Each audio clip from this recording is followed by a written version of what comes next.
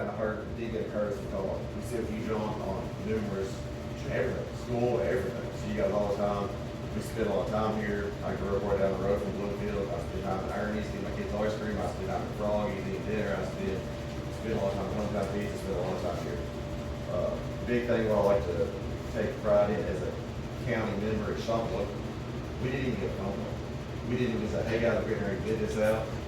Judge talked to you guys a couple years ago and said we're right here for you. We didn't get a phone call. That was very unprofessional. We want to stay local. We are one of the few businesses out there that you call us, we got somebody to answer the phone. I guarantee you, Rumpke doesn't have that. I guarantee you, Waste Management doesn't have that. Since I've been in since we took up New Haven, we might have had a few more complaints, but one of the main complaints, we forgot somebody's garbage. They had backed their truck up. We didn't see it because we got a new driver on that truck. It was in the back of their truck when they didn't want pins to get it. Guess what we did? In 30 minutes, we had a tough truck over there to pick it up. Quality of service. Very good quality service. One other question, how much money does Waste Management or Rumpke pay for our recycle center up here, or recycle trailers for Rumpke guys? Is that part of this project too, or part of the contract? No, it's not. So really, we are paying for that, everybody else in the county is paying for that, and you guys are getting that for free. We haven't mentioned or asked for $1 for that. We feel like we've given you guys a lot and haven't even got the full product for this space. Very. One thing I will say on the recycling, John handles that, since I became judge, we've enhanced the recycling with the city of Barstow communicator. If it needed it, it's a good thing, some people against recycling, but saving the earth, whatever you want to do. We've received $560,000 in grants that we applied for. There wasn't that much money to get these recycling boxes. Another big baler to help communicator in the city of Marshtown and Bloomfield. We got these, we'll probably get another 10 next year. We'll put them all over the county more and more to expand recycling. It costs you nothing, zero.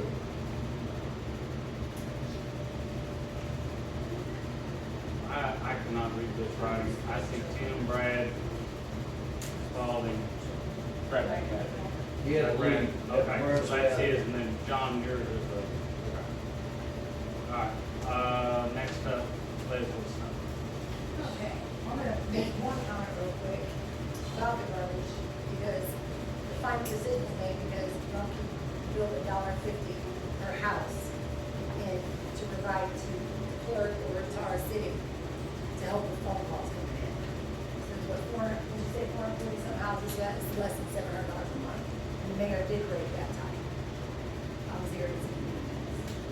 What you getting at, Joe? I don't know what you're saying. No, I'm saying for you, you broke the tie, and that's why they looked at you, because Rumpke's giving $1.50 into the bid, and they're gonna pay the city that $1.50 out of their everybody's trash for administrative calls that the city has to take. And that's why they, less than $700 a month is why they chose Rumpke in the mayor at the time.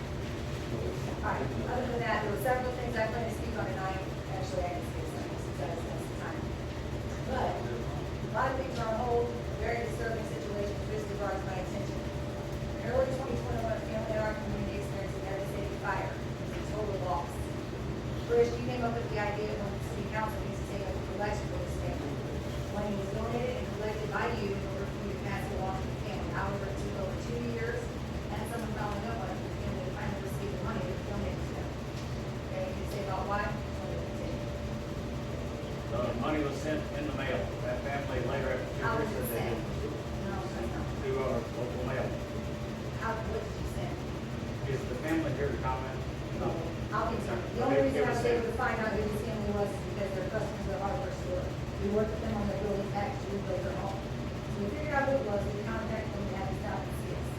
The house that burned down belonged to Sean and Neil's Williams. We had a 45-minute conversation with Sean face to face this past Saturday, and I spoke with him on the phone for an hour. Turns out what I heard was true. It was a donation collected by Chris. The money wasn't given to James family. Instead, it was mentioned to Neil over 2 years later. She confirmed they never received any money from the mayor. She was highly upset, so she immediately contacted you, Chris, and showed up at their house. You told you mailed them cash. You have no idea why they didn't get it. You did give them some money at that point. You never offered them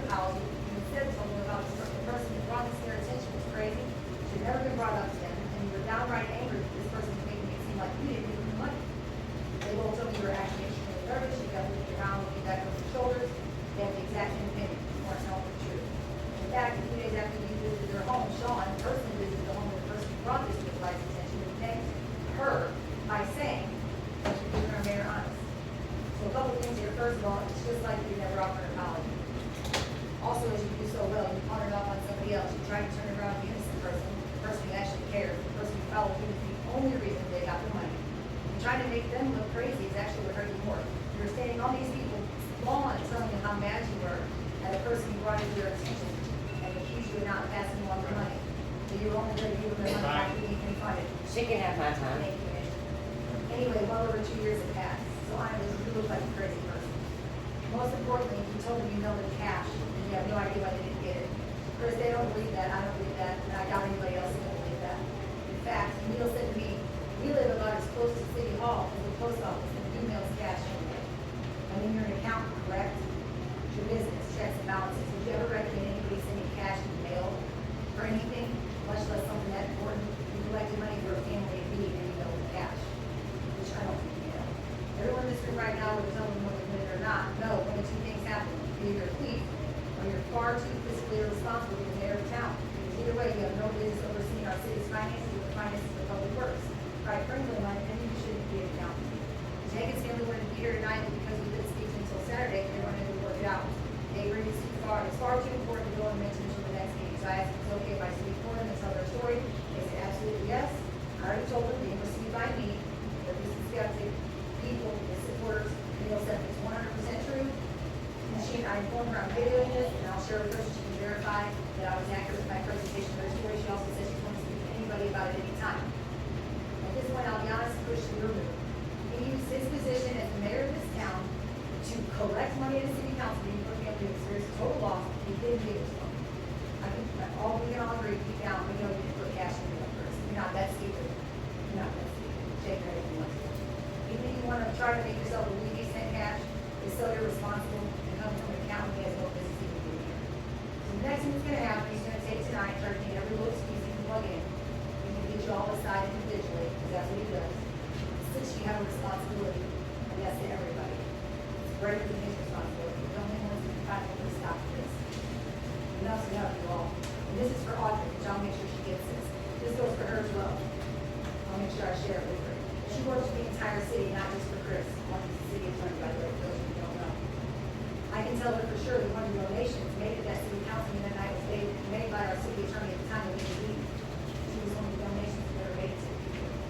So if that were Audrey's donation, how would she feel? So my suggestion is rather than constantly protecting Chris from the people that this is the make of our small community, she needs to start protecting us from him.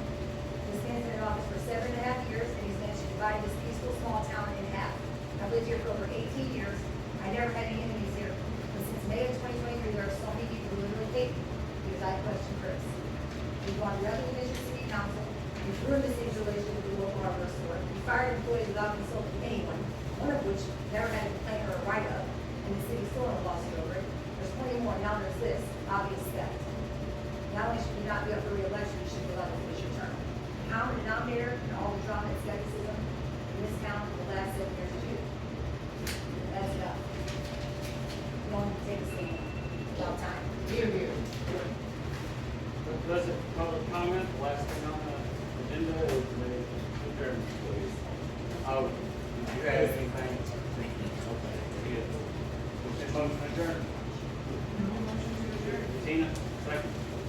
All second. Ken?